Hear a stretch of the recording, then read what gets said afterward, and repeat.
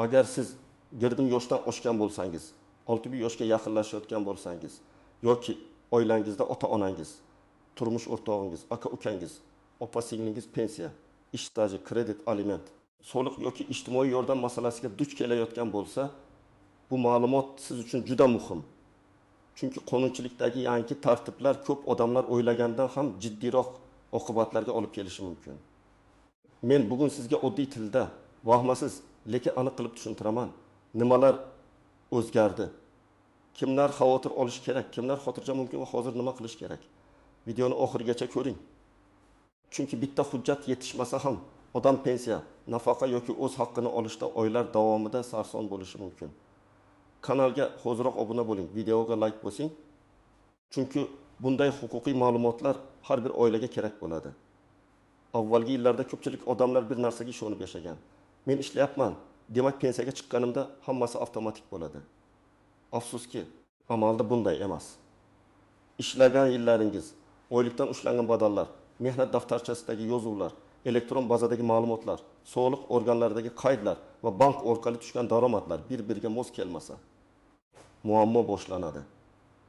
Hozirgi tartiblarda asosiy e'tibor hujjatning o'ziga emas, ma'lumotning rasmiy bazalarda bor yo'qligiga qaratilmoqda. Ya'ni sizda eski mehnat daftarchasi bo'lishi mumkin. Unda 20 yil ishlaganingiz yozilgan bo'lishi mumkin, lekin elektron tizimda bu davr tasdiqlanmasa, sizdan qo'shimcha arxiv ma'lumotnomasi, ish beruvchi tasdig'i yoki boshqa hujjatlar talab qilinadi. Mana shu joyda keltirib oltirmay, yosh oralig'idagi odamlar eng ko'p qiynaladi. Chunki ularning mehnat faoliyatining bir qismi Sovet davri 90 yillar, 2000 yillar boshiga to'g'ri kelgan. O'sha paytda ko'p korxonalar yopilgan, nomi o'zgargan. Arxivlar yo'qolgan yoki hujjatlar tartibsiz yuritilgan. Yangi tartiblarning mazmuni shundan iboratki, davlat organlari endi fuqaroning pensiya, nafaqa, kompensatsiya yoki qarzdorlik bo'yicha holatini ko'proq raqamli ma'lumotlar orqali tekshiradi. Bu yaxshi tomoni bilan korrupsiyani kamaytiradi, navbat va qog'ozbozlikni qisqartiradi. Lekin yomon tomoni shundaki, eski hujjatlari tartibga solinmagan odamlar o'z haqqini isbotlashda qiynalishi mumkin. Shuning uchun men doim aytaman, ortim yoshdan keyin har bir fuqaro o'z huquqiy papkasini yaratishi kerak. Endi kimlar birinchi navbatda e'tibor berishi kerakligini tushuntiraman. Birinchi guruh 25-65 yosh oralig'idagi fuqarolar. Ayniqsa, yaqin 1-5 yil ichida pensiyaga chiqishni rejalashtirayotganlar. Siz bugun hali vaqt bor deb o'ylashingiz mumkin, lekin arxivdan bitta ma'lumotnoma olishning o'zi ba'zan 15 kun emas, 2-3 oyga cho'ziladi. Agar sobiq korxonangiz yopilgan bo'lsa, hujjatlar tuman arxiviga, viloyat arxiviga yoki boshqa tashkilotga topshirilgan bo'lishi mumkin. Ba'zan esa umuman topshirilmagan bo'ladi. Shunda odam sud orqali ish stajini tasdiqlashga majbur bo'ladi. Masalan, 60 yoshli aka 1994-2002 yillarda qurilish tashkilotida ishlagan. Mehnat daftarchasida yozuv bor, lekin tashkilot allaqachon tugatilgan. Elektron bazada esa bu davr ko'rinmaydi. Pensiya tayinlash paytida unga ushbu davrni tasdiqlovchi hujjat olib keling deyiladi. Agar oldindan tayyorlanmagan bo'lsa, pensiya hujjatlari kechikadi. Natijada odam o'z vaqtida pul ola olmaydi, asabiylashadi, qarzga kiradi. Oila ichida muammo paydo bo'ladi. Holbuki, u 1 yil oldin pensiya jamg'armasi yoki davlat xizmatlari markaziga borib, ish staji bo'yicha tekshiruv qildirganida muammo oldindan hal bo'lardi. Ikkinchi guruh norasmiy ishlaganlar. Bu juda og'riqli masala. Ko'p odamlar 10-20 yil ustachilik qilgan, bozorda savdo qilgan, dalada ishlagan, uy ta'mirlash bilan shug'ullangan, lekin rasmiy daromad ko'rsatmagan. Bugun ular men butun umr ishladim deydi. Mehnat qilgan, lekin qonun oldida ish staji va daromadni tasdiqlash uchun rasmiy iz kerak. Agar ijtimoiy soliq to'lanmagan bo'lsa, shartnoma bo'lmasa, patent yoki o'zini o'zi band qilgan shaxs sifatida ro'yxatdan o'tilmagan bo'lsa, bu davr pensiya hisobida muammo tug'diradi. Misol keltiraman. 49 yoshli ayol 2 yil davomida uyda tikuvchilik qilgan, buyurtma olgan, pul topgan, bolalarini o'qitgan. Lekin o'zini o'zi band qilgan sifatida ro'yxatdan o'tmagan, daromadni bank orqali olmagan, hech qanday soliq to'lamagan. Endi u pensiya yoshiga yetganda shu 12 yil hayotda ishlagan. Lekin huquqiy tizimda tasdiqlanmagan davr bo'lib qolishi mumkin. Shuning uchun hozir ham kech emas. O'zini o'zi band qilish, rasmiy faoliyat boshlash, bank karta orqali tushumlarni yuritish. Ijtimoiy soliq masalasini aniqlashtirish kerak. 3-guruh chet elda ishlaganlar. Rossiya, Qozog'iston, Turkiya, Koreya yoki boshqa davlatlarda ishlagan yurtdoshlarimiz juda ko'p. Ularning ba'zilari rasmiy shartnoma bilan ishlagan, ba'zilari esa norasmiy. Xalqaro kelishuvlar mavjud bo'lgan holatlarda ayrim davrlar hisobga olinishi mumkin, lekin bu avtomatik bo'lmaydi. Sizda mehnat shartnomasi, ish beruvchi ma'lumotnomasi, sug'urta badallari to'langanini tasdiqlovchi hujjat, pasportdagi kirib chiqish izlari, bank o'tkazmalari bo'lsa isbotlash osonroq bo'ladi. Masalan, 7 yoshli fuqaro AKS yil Rossiyada ishlagan. Agar u rasmiy ishlagan bo'lsa, hujjatlarni to'g'ri yig'sa, bu davrni tasdiqlash imkoniyati bo'lishi mumkin. Lekin men u yerda ishlaganman, hamma biladi degan gap yetarli emas. Pensiya organi gapga emas, hujjatga qaraydi. 4-guruh kredit, aliment, jarima yoki ijro qarzdorligi bor odamlar. Ko'pchilik pensiya yoshiga yetganda endi pensiyamga hech kim tegmaydi deb o'ylaydi. Bu ham noto'g'ri tushuncha. Qonunda ayrim holatlarda daromaddan, shu jumladan pensiya yoki boshqa to'lovlardan ushlab qolish tartiblari bo'lishi mumkin. Albatta, hammasi cheklovlar asosida belgilangan foizlarda amalga oshiriladi, lekin qarzdorlik bor odam bu to'g'ridan bilmasa, pensiya hisobiga tushgan pulning bir qismi ushlab qolinishi mumkin. Shu sababli ijro byurosi bazasida qarzdorlik bor yo'qligini tekshirish juda muhim. 5-guruh mulk, meros va kadastr hujjatlari tartibsiz odamlar. Dardimiz 65 yoshdagi ko'p fuqarolar uy, yer, garaj, dala, hovli, ota-onadan qolgan mulk masalasida keyin rasmiylashtiramiz deb yuradi. Lekin meros ochilgandan keyin muddatlar, notarial tartiblar, kadastr hujjatlari, qarindoshlar roziligi, sud masalalari chiqadi. Agar hujjat vaqtida qilinmasa, oddiy uy masalasi 5 yilga cho'ziladigan nizoga aylanadi. Shuning uchun men huquqiy xavfsizlik deganda faqat pensiyani emas, mulk hujjatlarini ham nazarda tutaman. Kimlar hozircha kamroq xavotir olishi mumkin? Rasmiy ishlayotgan, ish haqi bank orqali tushayotgan, mehnat shartnomasi bor, soliq va ijtimoiy badallar to'lanayotgan, elektron mehnat tizimida ma'lumotlari ko'rinayotgan fuqarolar nisbatan xotirjam bo'lishi mumkin. Lekin xotirjam degani umuman tekshirmasa ham bo'ladi degani emas. Men bunday odamlarga ham yiliga kamida bir marta may konkubus, soliq ilovasi, pensiya jamg'armasi yoki tegishli davlat xizmatlari orqali ma'lumotlarni tekshirishni maslahat beraman. Endi eng ko'p uchraydigan nozik jihatlarni tushuntiraman. Birinchi nozik masala mehnat daftarchasidagi xatolar. Ism yoki familiyada bitta harf xato bo'lsa ham, tug'ilgan sana noto'g'ri yozilgan bo'lsa ham, korxona muhri noaniq bo'lsa ham, lavozim yozuvi tushunarsiz bo'lsa ham muammo chiqishi mumkin. Masalan, pasportda Qo'chqorov deb yozilgan, mehnat daftarchasida esa Kuchkarov deb ketgan.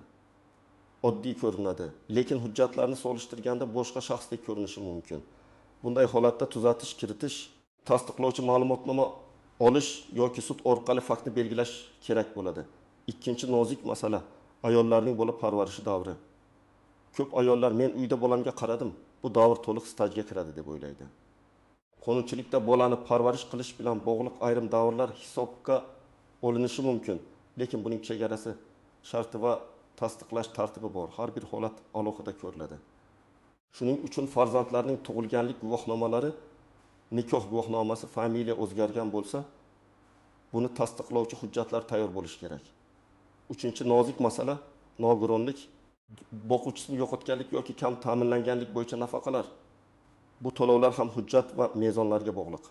Oilaning daromadi, yashash joyi, ro'yxatda turgan shaxslar, mulk holati, bankdagi ma'lumotlar tekshirilishi mumkin. Ba'zan odam mening daromadim yo'q deydi, lekin uning nomida mashina yoki uy bor yoki oilaning boshqa a'zosi rasmiy daromad oladi. Tizim buni ko'rishi mumkin. Shuning uchun ariza berayotganda real holatni yashirmaslik kerak. Noto'g'ri ma'lumot keyinchalik pulni qaytarish majburiyatiga olib kelishi mumkin. 4-nozik masala nomingizdagi eski qarzlar va jarimalar.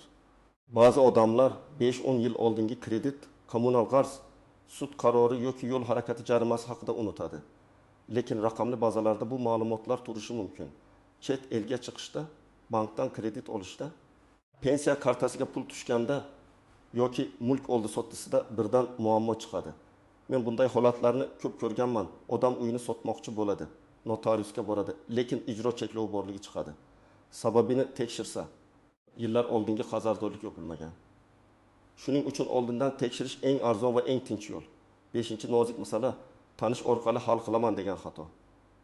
Hozirgi tizimda ko'p jarayonlar elektron bazalarga ulangan. Kimdir sizga pul bersangiz, staj qo'shib beraman yoki qarzni o'chirib tashlayman desa, juda ehtiyot bo'ling. Bu nafaqat pulingizdan ayrishingizga, balki jinoiy yoki ma'muriy javobgarlikka sabab bo'lishi mumkin. Qonuniy yo'l ba'zan sekinroq bo'ladi, lekin xavfsiz bo'ladi. Men har doim fuqarolarga hujjatni faqat rasmiy idora, davlat xizmatlari markazi, notarius, sud yoki vakolatli tashkilot orqali rasmiylashtirishni tavsiya qilaman. 6-nozik masala, familiya o'zgarishi. Ayniqsa ayollarda bu ko'p uchraydi. Qizlik familiyasi bilan o'qigan, boshqa familiya bilan ishlagan, keyin yana familiya almashtirgan bo'lishi mumkin. Bunda diplom, mehnat daftarchasi, nikoh guvohnomasi, ajrashganlik guvohnomasi va pasport ma'lumotlari bir zanjir bo'lib turishi kerak. Agar zanjirda bitta hujjat yetishmasa, bu diplom aynan sizniki ekanini tasdiqlang degan talab chiqadi. Endi eng muhim qism. Siz hozir nima qilishingiz kerak? Birinchi qadam, hujjatlaringizni bir joyga yig'ing. Pasport yoki ID karta, tug'ilganlik guvohnomasi, nikoh yoki ajrashganlik guvohnomasi, farzandlar tug'ilganlik guvohnomalari, mehnat daftarchasi, diplomlar, harbiy bilet, eski ish joylaridan ma'lumotnomalar, chet elda ishlagan bo'lsangiz shartnomalar va bank o'tkazmalari nusxasini alohida papkaga soling. Ikkinchi qadam, elektron ma'lumotlaringizni tekshiring. Davlat xizmatlari markaziga boring yoki MyBoyKuf.uz orqali shaxsiy ma'lumotlaringizni ko'ring. Soliq ilovasi orqali rasmiy daromadlaringiz, o'zini o'zi band qilish holatingiz, to'langan soliqlar bo'yicha ma'lumotlarni tekshiring. Agar ish beruvchi sizni rasmiylashtirmagan bo'lsa, buni imkon qadar tez aniqlang. Chunki bugun aniqlangan xatoni tuzatish osonroq. Pensiya yoshiga yetganda aniqlangan xato esa ancha qimmatga tushadi. 3-qadam, pensiya jamg'armasining hududiy bo'limiga murojaat qiling. Mening ish stajim bo'yicha oldindan tekshiruv qilib bering. Qaysi davrlar tasdiqlangan? Qaysi davrlar bo'yicha hujjat yetishmayapti deb so'rang. Og'zaki javob bilan cheklanib qolmang. Imkon bo'lsa, yozma murojaat qiling. Yozma murojaatda ism, familiyangiz, JSHSH raqamingiz, yashash manzilingiz, telefon raqamingiz va aniq savolingiz bo'lsin. Masalan, 1990-2006 yillarda falon korxonada ishlagan davrim pensiya stajiga kiritilgan-kiritilmaganini tekshirib berishingizni so'rayman. 4-qadam, eski ish joylari bo'yicha arxiv izlang. Agar korxona yopilgan bo'lsa, tuman yoki shahar arxiviga murojaat qiling. Arizada korxona nomi, ishlagan yillaringiz, lavozimingiz, taxminiy manzilini yozing. Agar arxivda ma'lumot topilmasa, bu javobni ham saqlab qo'ying. Chunki keyinchalik sudga murojaat qilishda kerak bo'lishi mumkin. 5-qadam, qarzdorliklaringizni tekshiring. Majburiy ijro byurosi, banklar, kommunal tashkilotlar va jarimalar bo'yicha holatingizni aniqlang. Agar qarz bo'lsa, uni inkor qilishdan oldin hujjatlarni ko'ring. Haqiqatan sizniki bo'lsa, to'lov rejasini tuzing. Agar sizniki bo'lmasa yoki xato bo'lsa, yozma e'tiroz bering. Hech qachon mayli, keyin ko'raman demang. Chunki qarzdorlik vaqt o'tishi bilan kattalashishi, cheklovlar qo'yilishi yoki boshqa muammolarga sabab bo'lishi mumkin. 6-qadam. Mulk hujjatlarini tartibga keltiring. Uyingiz kadastrdan o'tganmi? Yer uchastkasi kimning nomida? Meros hujjatlari rasmiylashtirilganmi? Ota-onangizdan qolgan mulk bo'yicha barcha merosxo'rlar aniqlanganmi? Bularni tekshiring. Agar ota-onangiz keksa bo'lsa, ularga mulkni kimga qoldirish, vasiyatnoma, hadya shartnomasi yoki meros tartibi haqida notariusdan maslahat olishni ayting. Bu noqulay mavzu bo'lishi mumkin, lekin oldindan gaplashilmasa, keyin acha-uka va opa-singillar o'rtasida og'ir nizolar chiqadi. 7-qadam, norasmiy ishlayotgan bo'lsangiz, rasmiy yo'lga o'ting. O'zini o'zi band qilish, yakka tartibdagi tadbirkorlik, mehnat shartnomasi yoki xizmat ko'rsatish shartnomasi kabi variantlarni ko'rib chiqing. Siz bugun ozgina soliq to'lashdan qochishingiz mumkin. Lekin ertaga pensiya, kredit, subsidiya yoki ijtimoiy himoya masalasida rasmiy daromad yo'qligi katta to'siqqa aylanadi. 8-qadam, har bir murojaatni yozma qiling. Davlat idorasiga borganingizda faqat og'zaki gaplashib qaytmang. Ariza raqami, qabul qilingan sana, mas'ul xodim, javob muddati bo'lsin. Agar javobdan norozi bo'lsangiz, yuqori tashkilotga yoki sudga shikoyat qilish huquqingiz bor. Lekin shikoyat qilish uchun qo'lingizda yozma dalil bo'lishi kerak. Men sizga yana bir oddiy, lekin juda foydali maslahat beraman. Telefoningizda hujjatlar degan alohida papka oching va barcha muhim hujjatlarni suratga olib PDF qilib saqlang. Albatta asl nusxalar ham kerak. Lekin elektron nusxa yo'qolgan hujjatni tiklashda, tezkor murojaat qilishda, farzandlaringizga yuborishda juda qo'l keladi. Faqat bu fayllarni begonalarga yubormang. Pasport va JSHIR ma'lumotlaringizni ehtiyot qiling. Demak, bugungi asosiy fikr shuki, Kemden 6000 yoshdagi fuqarolar uchun eng katta xavf qonunni bilmaslik emas, hujjatlarni vaqtida tekshirmaslikdir. Ish staji, pensiya, qarzdorlik, mulk meros, nafaqa va rasmiy daromad masalalari hozir tobora ko'proq elektron tizimlar orqali tekshirilmoqda. Bu tartib, adolat va shaffoflik uchun kerak, lekin tayyor bo'lmagan odam uchun kutilmagan muammoga aylanishi mumkin. Men ekspert sifatida sizga shuni maslahat beraman. Bugundan boshlang. Hujjatlaringizni yig'ing, elektron ma'lumotlaringizni tekshiring, qarzlaringizni aniqlang, ish stajingizdagi bo'sh joylarni toping. Mulk hujjatlarini tartibga keltiring. Buni pensiya yoshiga yetganda emas, hozir qiling. Chunki huquqda eng kuchli odam baqirgan odam emas, hujjati tartibli odamdir. Agar sizda shunga o'xshash muammo bo'lgan bo'lsa, izohlarni yozing. Ish staji, pensiya, qarzdorlik yoki meros masalasida qaysi qiyinchilikka duch kelgansiz? Sizning tajribangiz boshqa tomoshabinlarga yordam berishi mumkin. Videoga like bosing, kanalga obuna bo'ling va yaqinlaringizga yuboring. Chunki bu ma'lumot bugun sizga ertaga ota-onangizga yoki farzandlaringizga kerak bo'lishi mumkin.